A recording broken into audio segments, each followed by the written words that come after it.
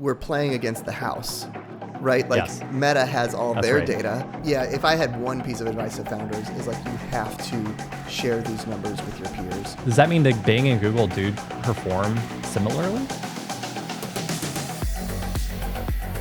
Cool. Welcome to the Allsmith Growth Show, where we explore the dark arts of marketing by diving into weird marketing tests and concepts and share our findings, along with the insights and secrets for growing your business, hopefully. My name is Blake Smith, and I'm an exited startup founder, and I'm the owner of Allsmith Growth, which is a growth marketing agency for startups powered by entrepreneurs. And joined with me is another entrepreneur, Alex Bowman. Hi, I'm Alex Bowman. I'm a former startup founder, current product person, and I work with Blake at Allsmith Growth. Cool. All right. So today it's going to be a little bit more of a tactical episode. I feel like last time we were doing AI, which is like very futuristic. Now we're getting to like what you and I are doing every day, which is we're going to do an analysis of ad channels that we're working on right now. And Hey, that's still fun. I That's think still it's super exciting. fun. Yeah, Yeah. absolutely. I remember when I was running Cladwell, we got investment from a group called Science Incorporated, and they're like a venture studio / VC that incubated like Dollar Shave Club, MeUndies, Liquid Death, and like 1 million subscription apps.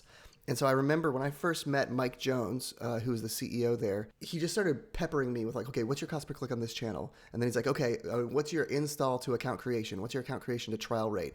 And he very clearly had these benchmarks in his head. And I realized after that first 30-minute conversation, I need to spend more time with that guy because he had so much more context than I did. I knew the Cladwell funnel forward and backward, and that was great. But for him to know all of a sudden he could say, ooh, that number's low or that number's high, it was incredibly powerful. And I'm realizing now with, we've got, 15, 20 clients, we actually have some context now that I thought it'd be really helpful for anybody who's running just one funnel or running maybe just one ad channel, that we could maybe, provide some context as to kind of where you're at and what we're seeing, because we are managing so many funnels at the same time. And I'm personally, doing biz dev, I'm probably looking at 5 to 10 new funnels a week.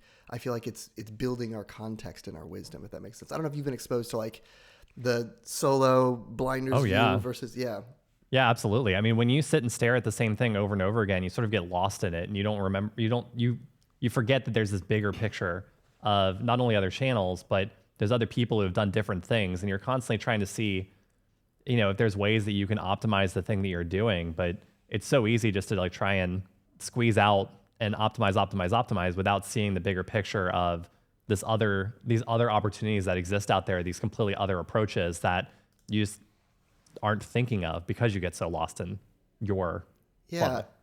Have you seen people publish this stuff broadly? Like, yes. I kind of. I was actually just thinking of Airbnb. Airbnb does this, or at least they used to. They used to publish some of their marketing experiments that they would run and the results that they would get from them. And I loved those because they would reference things that were a little experimental, things that I hadn't considered doing before. But by putting it out there, it was like, oh, wow, it's not only, inspiration, like looking at it and being like, oh, I could try something experimental and potentially get the same results from it, or, attempt to get the same results from it. Or you just look at it and you're like, oh, I could actually just mimic that for my business or for my vertical and get, see if I can get similar results. So, I mean, there are people that do it, that share it. It's just, you don't see a wide funnel comparison like what we're about to talk about. Yeah. Or a wide channel comparison like what we're about to talk about. Yeah, it would be kind of nice. I mean, just as I don't know if it's a product or something. Like, I know that some like research firms do like anonymized data, and you kind of get benchmark stuff. If you had that just for marketing, that's like an interesting product idea. Yeah, that'd be super interesting. I think that most people would, if the bar to get in was you had to share your data, I'll show you yours if you show me mine. I feel like that could work. It could be like that's true. It could be like a co-op type of situation, like a membership program where like you participate by sharing your information. You could also do like I don't know why you would do this, but you could do like a nonprofit, where you raise money just to create this like community information around marketing channel performance. Yeah. I mean, if you're just really into marketing, Yeah. And if you think of like, we're playing against the house, right? Like Meta has all their data. Yes. And it's like we're all individuals going into the casino trying to beat. It would be cool if we kind of all teamed up. This sounds like a great opportunity to get sued. So, okay. All right. Let me talk to you about how we did this and any biases in the data and that sort of thing. And then we'll kind of jump into the actual data itself. So what we did was we took all of our active clients. We're spending a little over $250,000 a month in ad spend right now. And we took all of that and said, okay, cool. Let's just like split it out by channel. And let's look at, initially we were going to do cost per click, and we were going to do cost per like acquisition, whether that was like a demo or a sale or something like that. Because that really matters, obviously, at the end of the day. If you can get cheap clicks but not conversions, who cares? And so we did that, and we were going to do like a slice and dice of consumer versus business and all these different things. And what we found is like we don't really have enough representation to do something that's like statistically significant. So rather than delete those outliers, like many scientific organizations, instead what we did was like, okay, let's just broaden out a little bit and let's just focus on cost per click. I would love to do a separate episode someday of just conversion analysis by industry. That would be super interesting, or even conversion by price point. And that's a whole different episode. We also we're only running LinkedIn on like 2 companies right now. And we're like, I don't feel really great about that. So we actually looked backwards 6 months into some customers that either were using LinkedIn and aren't anymore, or were working with Allsmith Growth and aren't anymore. And we went backwards and collected their data as recently as we have it. So call this like 6 months relevant right now. Tracy and a bunch of our media buyers pulled all this data together onto a spreadsheet and dumped it all in. Then I went to Tracy, who is our first marketing manager at Allsmith Growth. Also, she was my marketing manager at Cladwell, and I interviewed her a couple days ago and talked to her for like 45 minutes, asked her a bunch of questions, got 2 pages of notes. I'm like, this is great. I'm not going to be able to represent this. And so I was like, wait, why don't we just have Tracy come on and you and I can ask her questions, and let's not pretend like Blake knows this nearly as well as Tracy. So I want to introduce onto the show our first guest in the history of the Allsmith Growth Show, Tracy Sampanis. Thank you so much for joining on here. Real fast, I'll hype Tracy. Tracy and I have been working together we're closing in on a decade. She was the marketing manager at Cladwell, where, I mean, she managed all of our spend across multiple different channels. And then once we sold Cladwell, started doing some kind of client work, and I was kind of doing this fractional head of growth thing, and very quickly got in over my head. And I was like, I need a Tracy. I was like, maybe not just a Tracy, maybe the Tracy. So Tracy, thank you for joining us. Absolutely excited. I have 2 charts to show you guys.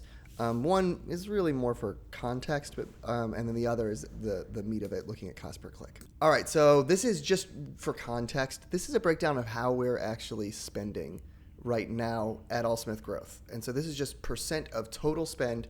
This here, because we added in a couple more, is, it's probably getting closer to like $500,000 worth of spend, of monthly spend. And if you look at it, dang, like the vast majority, not majority, but the biggest chunk, almost 50% is being spent on Google search. And then about, 15% on Meta, 15% on Bing, and then down, now we're looking at 8% on Performance Max and 5% on YouTube. I thought this is just important to kind of maybe illustrate that there are different elements. Yes, there's cost per click. And like you can look at, hey, look, we're spending 0%. It's a couple thousand on Reddit for one client. Reddit's cost per click might actually be really good, but it almost is irrelevant because we're not actually spending that much money on it, right? And so there are 2 elements at stake here, which is like how much are you spending and what is the efficiency of that channel. Very basic question though, like why, from both of your perspectives, why do you think we're spending so much on paid search? I can take that one. That was the question I was going to ask. Sorry. So I definitely don't have the answer. So our methodology, Blake, like we try to go at it from what are the easiest wins right away, right, to help support growth going forward.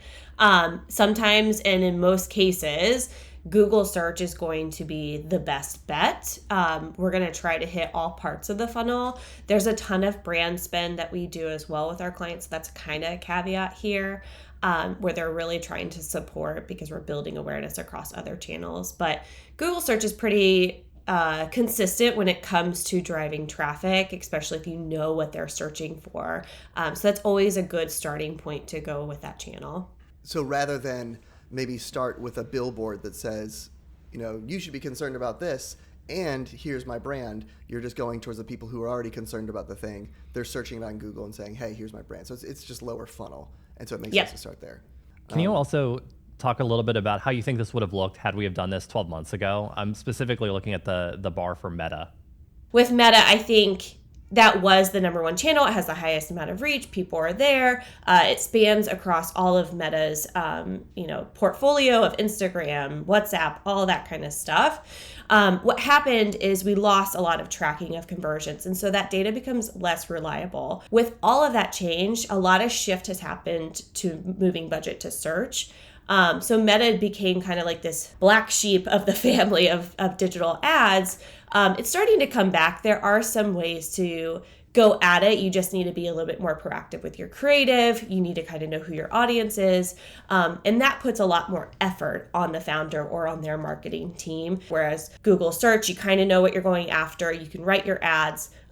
There's a lot of optimizations. They have the new tool of PMAX where you kind of upload a couple of data points to them and they start to populate for you. So you start to see a little bit of a rise for that where it's based on the algorithm to perform. So that's kind of the difference between why you see a huge spin on Google versus with Meta as well. Yeah, I think I bet you this would look different across different agencies with different philosophies. And I'm realizing we're a growth agency, which means we're primarily looking for what are the biggest swings we can take to get a 10x as fast as possible. And we're looking at return on ad spend, right? So we're not doing brand building. We're not kind of doing the general. We're looking to say I spent $1, got $1.50 back within X number of days, right? And I feel like that probably skews us more towards those, whatever's doing the best from a ROAS standpoint, that's what we're going to go towards, which is why we liked Meta so much. But as soon as Meta became maybe not the best tool for qualification because we can't do retargeting, we can do retargeting, but we can't do lookalike audiences. Suddenly, we start to kind of go to the places that we can get higher qualified because we are looking for immediate return. Just to do a quick acronym check, there's been two that I just want to make sure that we define for the folks at home. There's ROAS, which is return on ad spend, and then Tracy mentioned PMF, which is the PMF survey, product market fit survey, which the next episode of the Allsmith Growth Show is going to be entirely about. I told you this so I could tell you this. Let's do the actual. Here we are, ranking on cost per click. Maybe real fast, Tracy or Alex, have you seen this morning? Have you seen the cost per click rankings this morning? Don't look. I peeked at it a little bit. Oh, you did peek. Okay. Well, in that case, I'm kind of curious on Alex. Do you have any? You saw some earlier iterations, but I think there were actually some changes. Let's say our top 6. Which of these 6 would you predict is doing the best from a cost per click standpoint, Alex? I would assume Google because we're putting all of our money into it. Google search? Yeah, Google search, sorry. All right, here we go. Big reveal. 3, 2, 1. Ba-boom! Isn't this interesting? Cost per click, our very best is 82 cents at Google Performance Max, that's not an entirely wrong answer on your part, Alex. And then we're looking almost tied between Bing search and Google search. Then we have YouTube at 250, Meta at 285, and then at a whopping 734, we have LinkedIn. I think the most obvious question, and I know that, Tracy, I'm really curious to hear your answer on this, but I think it's important to be mentioned. Why aren't we just spending, why don't the bars match up? Why aren't we spending what we're spending on Google search on PMAX if this is the result that we're getting? That's a really good question, Alex. Because we're looking at cost per click, a lot of our clients are based on conversion and CPA. And so that's where we start to drive the dollars because our goal is growth and not just to get traffic to the site. And so in my opinion, just to add a little bit of thought behind PMAX's performance, yes, absolutely. It's something that I would recommend to jump into. I think it's probably one of the easiest ones to go. It just takes a lot of time to get learnings underneath you. And if you're not having any conversions on your landing page, it's not going to serve you because it basically goes after that. It's also a very new tool. And a lot of people are very apprehensive of it because there's a lack of control when it comes to what channels are, Google channels will it be on, because it goes across the entire gambit depending on the assets you provide it. Could we zoom out just a little bit? And can you maybe just introduce Performance Max? What is this? It's kind of the new kid on the block. I think a lot of people I had don't never really heard of know it much before about recently. it. Yeah. So could you talk about how does it work and how is it different maybe than other ad platforms? Sure. So PMAX stands for Performance Max. Google introduced this, I believe, early 2022. And essentially what it does is you give it the ad assets, you give it some landing pages, you can give it some products that you have in a product feed, and it basically takes all of those assets, brings them together, and then runs those assets out across all of their platforms. So you could do Discover ads that are, if you have an Android or even if you have the Google app on your phone, it's kind of like a feed that gives you news stories. You'll populate in there. YouTube search, it's going to do that. It's going to do shopping for you. And what it essentially is doing is it's trying to find those placements that are actually going to perform for you. Whether you say, I want this PMAX or Performance Max campaign to give me as much traffic to the site as possible, great. It's going to go ahead and go after those placements for you instead of having everything split up into several different campaigns. It really is kind of the concierge, the AI concierge. And the apprehension about that from marketers are essentially like, I have no control. Like if my budget is going to go against YouTube and I already have YouTube campaigns running, I have no control to say which, where the placements are running. Looking backwards, can you see where it spent it on which channels, or is that a black box? It's a black box. They have some identifiers, like you can kind of see some keywords that it have the highest click-through rate or some performance there, but not really. It's a kind of a black box. I'm curious about Bing search and Google search being essentially neck and neck. Does that mean that Bing and Google do perform similarly? I know that the answer is yes for CPC, but based on the information that we do know about later stage funnel conversions, if you're doing search ads, should you be running on both Google and Bing search? I think it kind of depends. We run Bing on a lot of business accounts. A lot of, if they're enterprise, they're most likely going to be on Bing, whereas Google is probably blocked on some of their work computers. And so that's where that kind of plays in and why you're going to see that performance. The other thing is that you can connect your Google to Bing, and so that any changes you make into Google will transfer over to Bing. And so that's why you see a lot of the similarities that are running. I've never really seen a strategy where you have a separate strategy on Bing versus what you're performing on Google search. Gotcha. So basically, if you're on Google search, you should be on Bing search as well. I would say, yes, at this point, I think it is worth having Bing on if you have the budget to expand into it. It's plausible that over time, Bing will continue to get more of a share of that traffic. Therefore, it's more of a viable channel because they're putting a lot of emphasis on trying to use their products to drive more people to Bing. Let's talk about YouTube. This is a perfect example of the usage biasing the recipient. When I think of YouTube, I think of watching on my Roku with my kids, and I get some random software advertisement as I'm trying to watch, Mark Rober with my kids at 8 p.m. And I'm like, why are they're wasting their money on me? I'm not going to go get my laptop and go figure out if I should use Monday.com. Talk to me about how people are actually using YouTube and how you kind of see it, who's it for, and who are you seeing it work for best? So to me, Alex has a different perspective because he's on it. Well, we're all on it right now. That's true. It's very true. Very meta conversation. It is. About YouTube, on YouTube, with YouTube. Yes. Yep. Okay, so how consumers are leveraging YouTube, I can only speak for mine, and I think it varies by person. But for me, it's I'm watching it for my little one. We watch a very specific channel. Baby Shark? Oh no, not Baby Shark. We watch Miss Rachel. Shout out to her.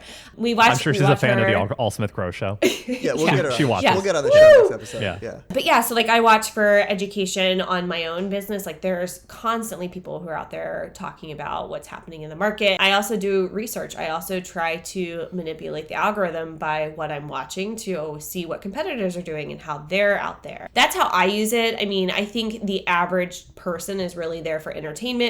Google also does a good job of speaking to all of the other, not only the other Google properties, things that you've searched in the past, but I've noticed that things that will give me consistency in things I see on Twitter and the things I see in YouTube ads, that they're all talking to one another in some way. I think what they call DSPs. When you look at how those things sort of intermix, sometimes if you just peel back the onion a little bit, you can sort of come to a conclusion as to why you're seeing that. It might feel out of place at that time. So who are we seeing YouTube work for for our clients? So let me back up and just talk about the approach that we're leveraging with YouTube. It is a great awareness driving. If you want like mass reach, I think it's a really good placement for that. Retargeting, even if you have a sequential messaging, which is like you're continuing a story from even like that awareness or from another platform. So you're trying to interconnect and make this omni-centric sort of approach. And then who we are seeing this work for currently, we have a SaaS program that's, I think we categorized it as a professional. So it's not necessarily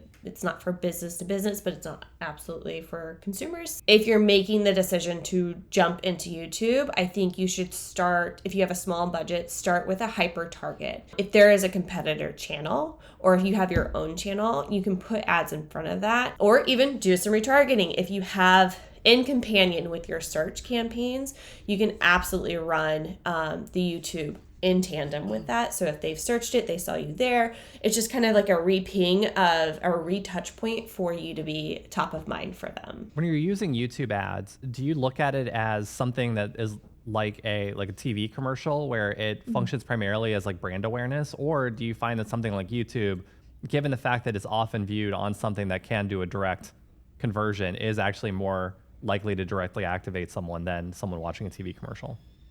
I would treat it, my gut tells me to treat it like the awareness, like a TV buy, essentially. There are additional assets that drive a click that will drive traffic there. If it's more of like a TV placement, or if it's being casted or through YouTube TV, then it's going to be more of a treatment for like kind of a broad awareness, and you may see some trickle down, but the attribution just won't be there. How much does the full ad matter versus just the first 3 seconds of it? Because That's a good question. Are you guys watching full ads? It's very rare for me that I watch. I've never watched a full ad. Yeah. Again, I'm a unique person when it comes watches to the ad. She watches the ad. I do. I watch the ad. I watch the ad. They get me every time. Yeah, it's great. It's great. I think if they have a strong hook in the first 5 seconds, I think that is where your focus needs to be. This is a trend that a lot of people are doing, so you need to get creative of how you do that, because most people become, deaf to it. And then even with like longer placements, I think longer placements would do really well from a retargeting, because they're kind of close and they know who you are. This is where sequential marketing really comes into play and is really effective. Okay, let's move on to Meta, which what we mean by Meta really is Instagram primarily, a little bit of Facebook. Is that correct? I would say it's probably about equal. Obviously, it's the highest of the consumer channels that we've looked at so far. Why would somebody want to be on Meta still? Yeah, so what I really like about Meta is that it can be leveraged across all industries. We've proven that it would work for a B2B lead campaign, and there are ways that you can go at that to really make that successful. Talk about what a lead campaign is. So with B2B, like a lot of them are just trying to drive leads into their CRM. And so we leverage lead forms specifically on Google, where we are on Facebook, where we keep them in the app specifically. We're not driving them to a landing page. We're keeping them in there. So not really disrupting too much about their engagement with the app. We've proven that to work for a lot of B2B businesses. And so I would say don't discount them. Don't discount those types of placements if you're B2B business. But for Meta, I think in general, the benefit there is that the amount of creative that you can put in front of somebody, I think the baseline of what that creative really should be is it entertaining? Is it some form of education? Those are the two like core pieces that I feel do really well. Or even does it have like a review, a live review? Is it UGC? Does it feel like it's native, as if like my best friend was posting about it? So that's like what's really exciting on Meta specifically to me. Targeting specifically is a little bit different since we've had those changes. I think there are a lot of pieces when it comes to, do lookalikes still really work? They don't. In my opinion, they don't. I say cut that out. I think you need to know who that is, who your people are. I would leverage Meta as a great spot if you know who your audience is. If you have the capacity to do a ton of creative and test and learn and see what works. I mean, iterate creative as much as you can. If you don't, that's okay. That's not a huge thing. I think it's always good to know like what works, what doesn't work with the audience. Make sure the ads are tied into that audience. So like if you're selling skateboards and they absolutely love Tony Hawk, try to throw something in there and related to Tony Hawk that really speaks to them. And then also, like, remember, like, you created this brand for somebody. What are they doing? Like, what do they follow? And really kind of dive in there. And that's how you can kind of help with some targeting there. I feel like it's important to mention that, Tracy, you have a reputation as being a secret gamer. And this is another time that you've mentioned a video game reference. I know. Where you mentioned skateboards and Tony Hawk. How many hours have you sunk into Tony Hawk's Pro Skater? Oh my gosh. Over 100? Do you think that's made you a better marketer today? Absolutely. 100%. You know? Thoughts on LinkedIn. I look at this and I think I picture any founder, if they look at this chart, they're like, okay, cool, I won't use LinkedIn. Like that's the one conclusion I get from this chart. Save that founder from themselves or confirm that intuition.